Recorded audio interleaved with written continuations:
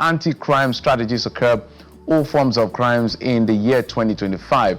Speaking during a virtual conference with the force strategic managers, including tactical commanders, CPs, Assistant Inspectors General of Police, and the force management team, IGP Exco emphasized the importance of conducting police duties with a high level of professionalism, stressing the critical need for enhanced specialized training for criminal investigation department to boost efficiency and thoroughness of the force's investigative capabilities. This channel not only feed your eyes with good movies, we also bring you the hottest and the newest trend around the globe. My darlings, sit tight and enjoy this one.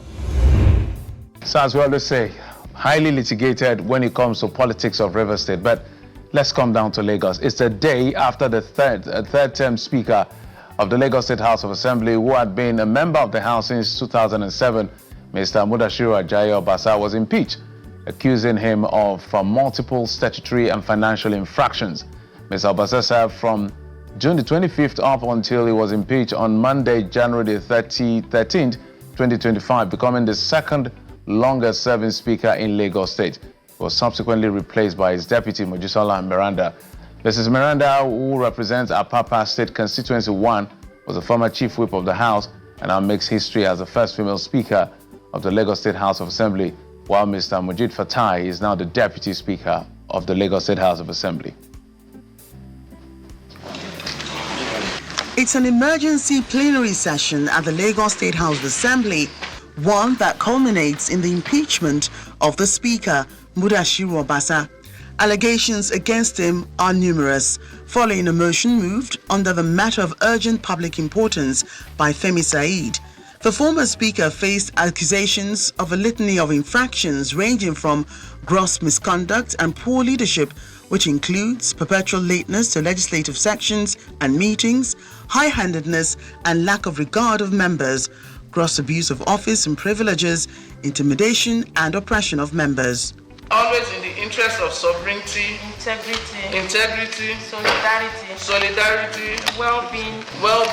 Without wasting time, the former Deputy Speaker, Mojisola Miranda, takes the oath of office as the first female Speaker of the House, with Fatai Mojid coming in as the new deputy. So help me God. Congratulations. Thank you, sir.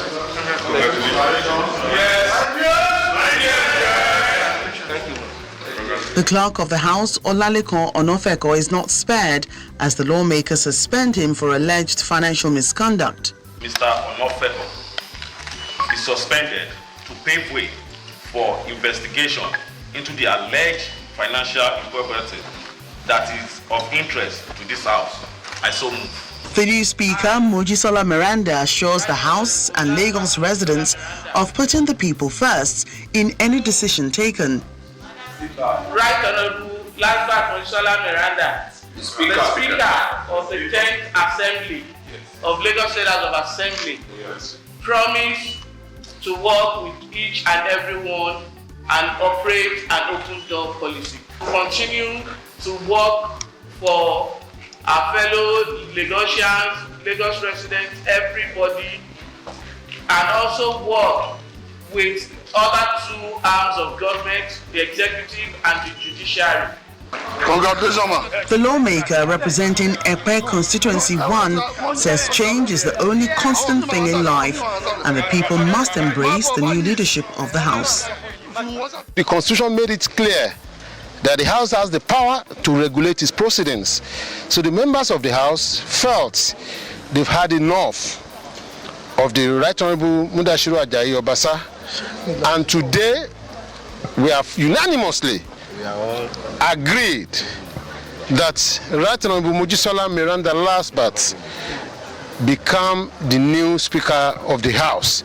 So it was a resolution concurred to by all members of the Parliament, and so be it. We cannot open our eyes and allow this Parliament to dwindle. We hold the constituents a duty, and we hold Lagos State a duty of ensuring that the sanctity of the House and the integrity of this House is restored. Mudashiru Obasa is the second longest serving Speaker of the Lagos State House of Assembly, who served in that position between 2015 and 2025. Before his impeachment, he received the 2025 budget estimate presented by Governor Babajide Sanwo-Olu in December last year. Mudashiru Obasa is now a floor member of the Lagos State House of Assembly.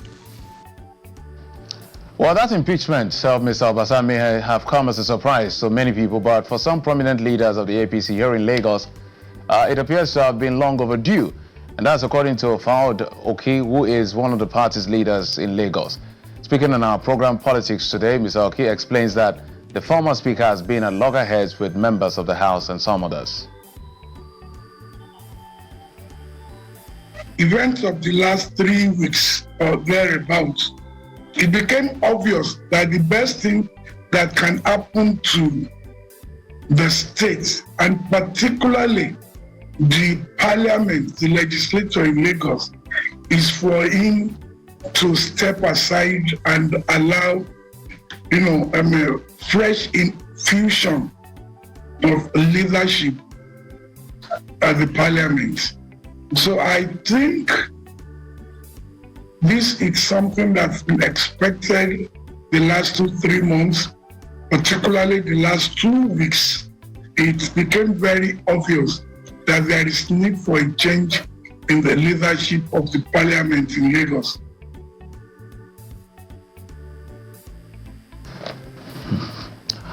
All right, so that's perhaps the biggest political conversation right now in the country. The Lagos State House Speaker who has been impeached, and a woman, Mojisola Miranda, has now emerged as the first female Speaker of the Lagos State House of Assembly since Lagos.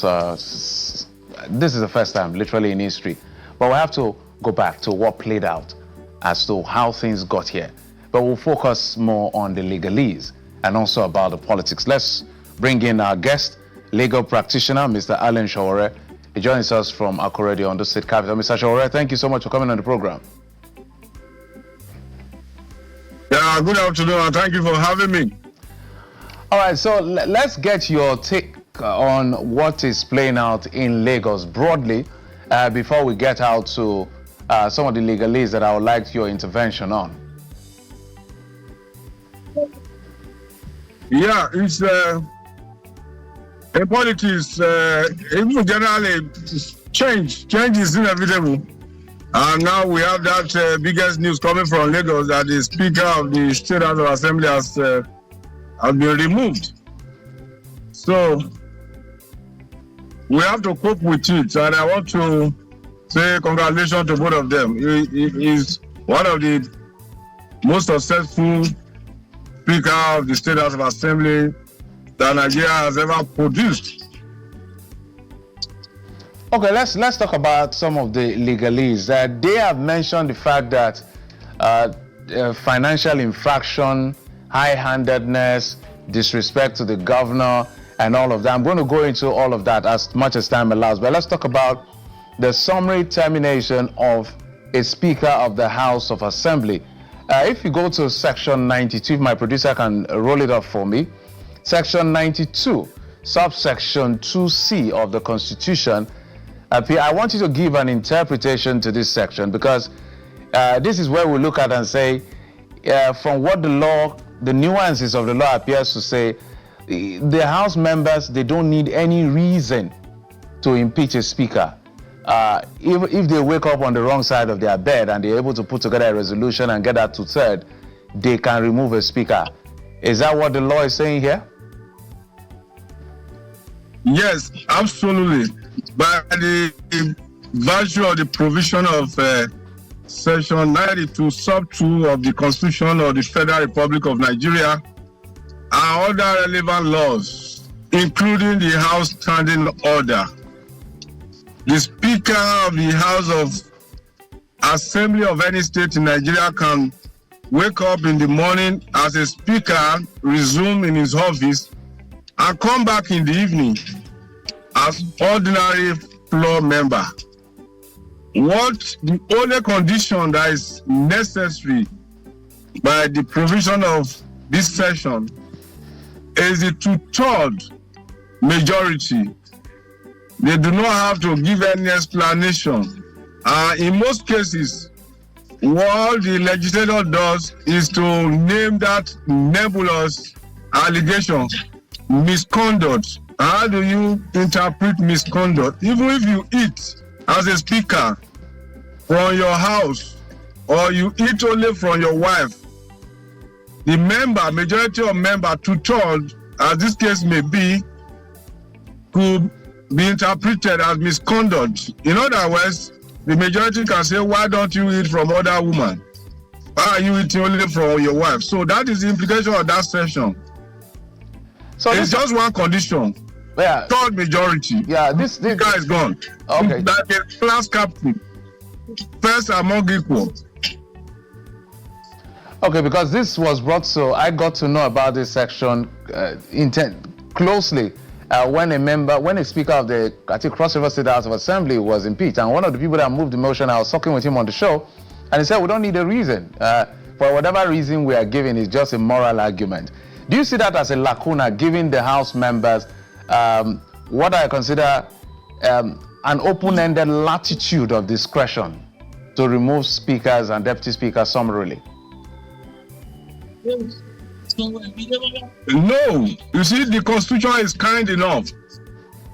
The election of a Speaker of the House is by a simple majority, while the removal is 2/3. That is rigid enough because you need constant change, even within the House, for a kind of checks and balances. If you have a speaker that cannot be removed, or the process of removal is too cumbersome, and then it becomes a monarchical arrangement. But all the members of the State House of Assembly or the National Assembly are elected, they are equal. So they decide or within themselves or among themselves to elect one of them just to lead them for a while. Or sometimes if he behaves well, if he can please all of them, 4 years.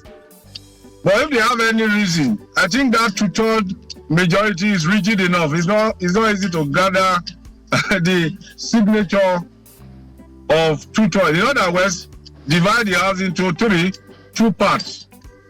We now remove the speaker. That is democracy. Democracy is about majority. So you do not see this as a lacuna. It's okay in your books. It's okay as I'm concerned. In fact, I do not see the reason why a man who is elected among his peers should occupy the position of speaker for too long. So what happens to the other people who are equally elected? When are they going to benefit from the seat? Let alone he cannot satisfy his peers. You're watching Nolly Magic TV.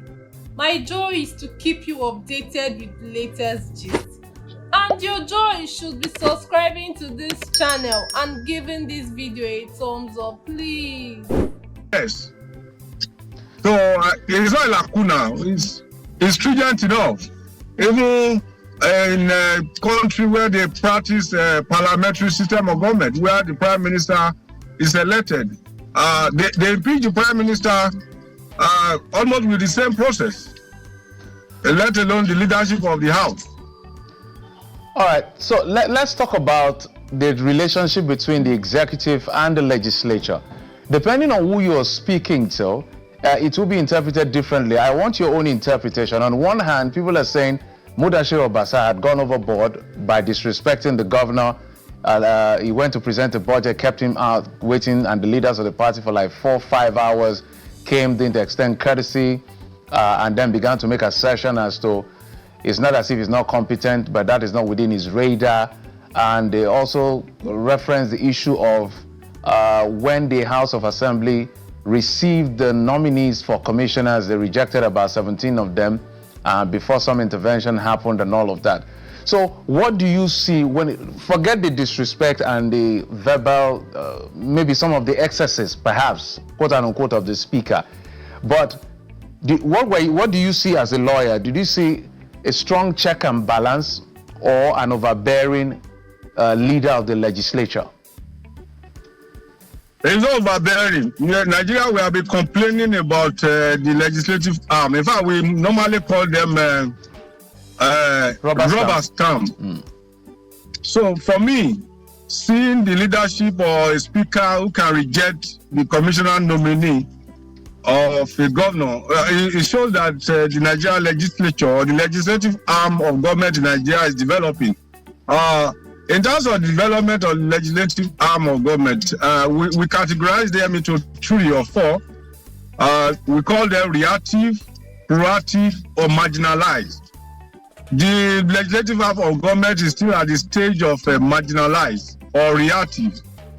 But if we have actions like what the Speaker of the State House of Assembly in Lagos have been able to do by rejection of commissioner nominee, they are becoming proactive, active.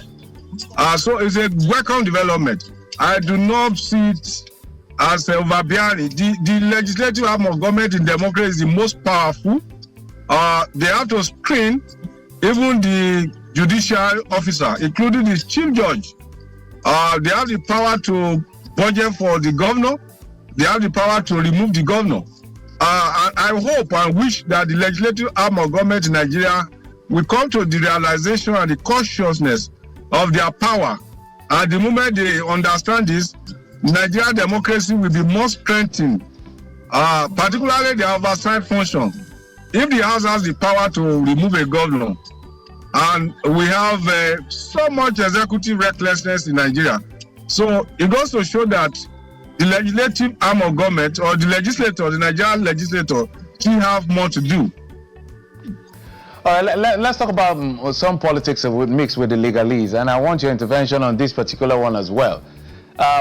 What does it portend for democracy as far as the law is concerned? There's a GAC, the Governor's Advisory Council in Lagos State. I want you to define it, because on one hand, they are saying that is the cabal that controls power in Lagos. On the other hand, they say it's a force for stability. Others are calling it the APC clearing house for whatever is going on in the state. I'm saying this, putting it around the interest of the people.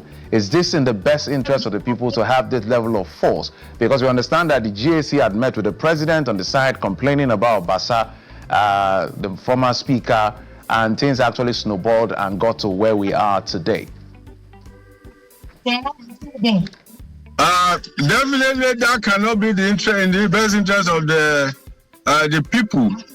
But you know, in Nigeria, you cannot remove this what is called no-state actor. The constitution is very clear about the structure of a state government.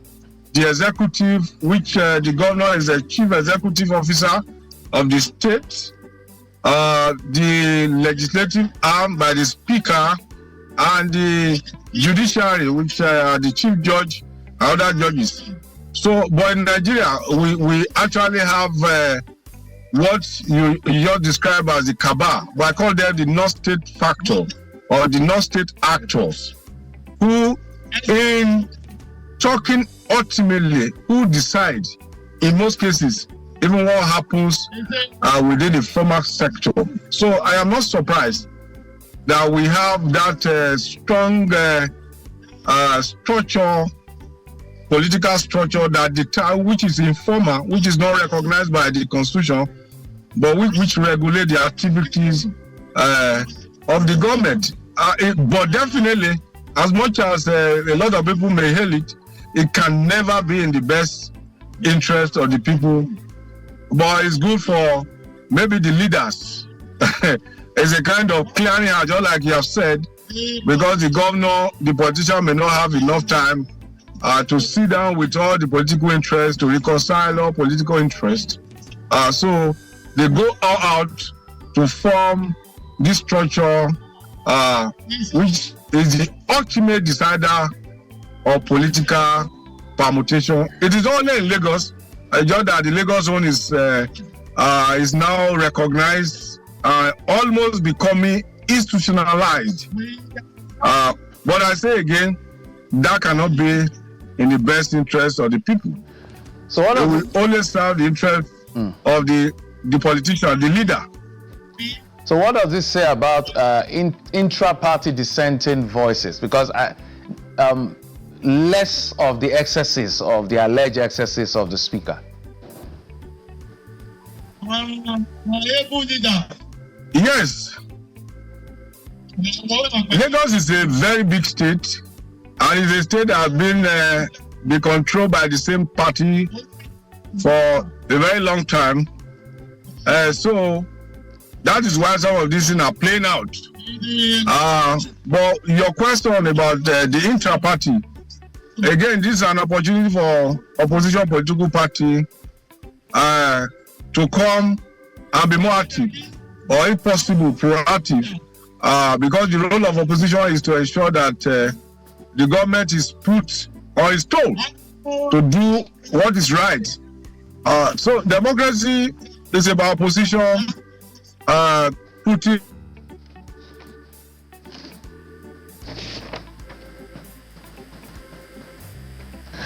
Oh dear, I wish he could just land on his thought. I deliberately do not want to drag him into the core politics.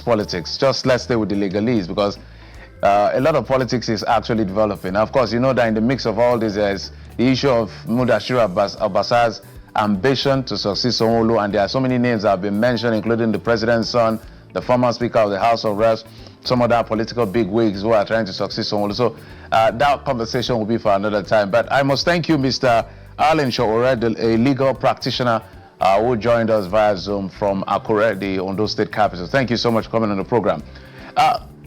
Let's now move on to other stories before we wrap up the program. The Inspector General of Police, Mr. Akare Betekun, has tasked strategic managers in the Nigerian Police Force to improve on their anti-crime strategies to curb all forms of crimes in the year 2025.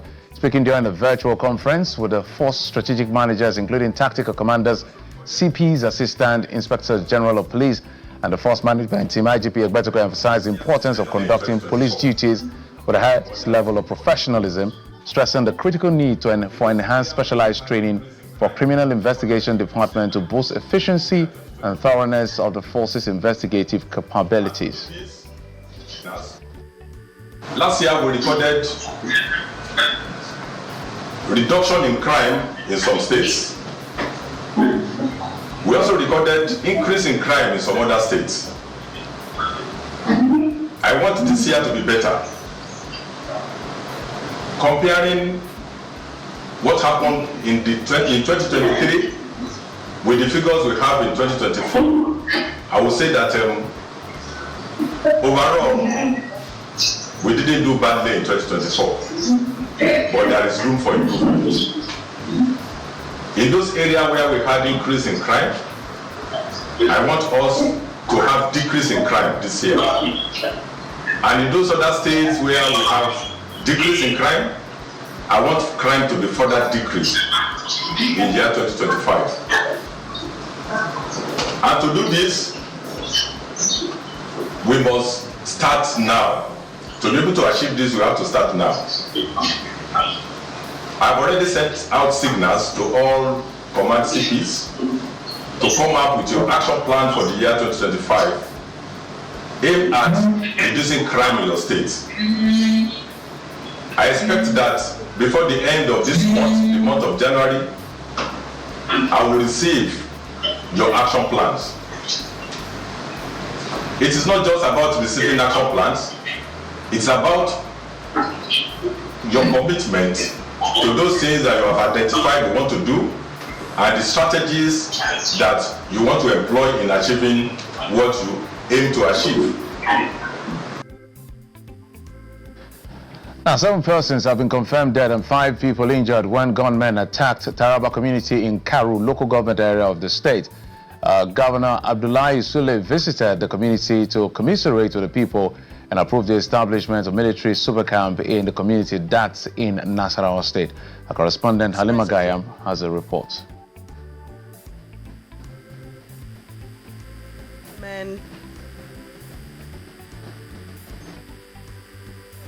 Enough is enough. The youth of Tatara community of Panda development area in Karu local government area of Nasarawa State expressed their feelings with placards following the latest attack on the community by gunmen.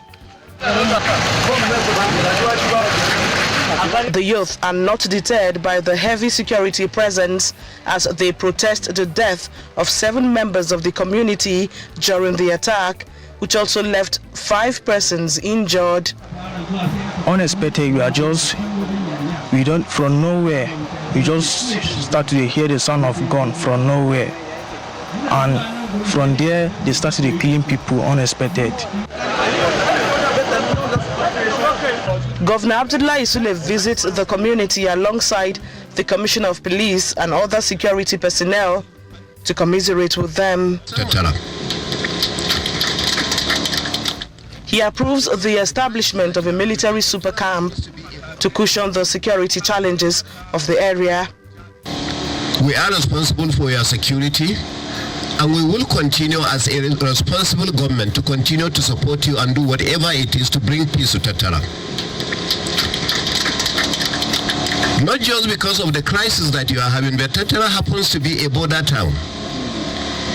And we have already started working long ago about ensuring that we have a military super camp right here in Tatara. The Commissioner of Police promises the people that those behind the attack will be apprehended and made to face the law.